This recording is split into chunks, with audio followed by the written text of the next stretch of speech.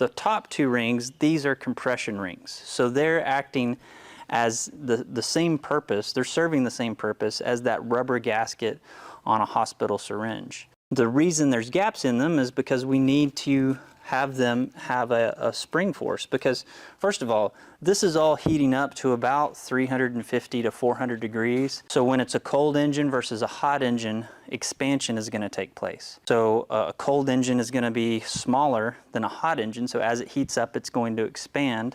So that's why we need these to have the ability to spring back and forth and soak up that expansion and contraction that naturally happens with our engine. The reason we have two is if these two gaps were to line up, we would lose compression through that gap. You can imagine the cylinder walls encircling this, the gas would escape through these two rings. So what we do is we create two rings and we rotate them opposite of one another. So now the gaps are at opposite sides and they help build compression. So now the gas can't escape. It has two places to escape from and it can't make that escape happen.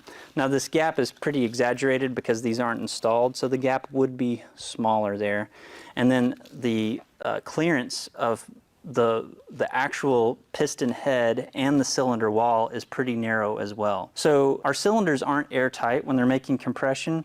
There is a little bit of leak by, but it's allowable and we know about it, and that's one of the things we test during an annual inspection.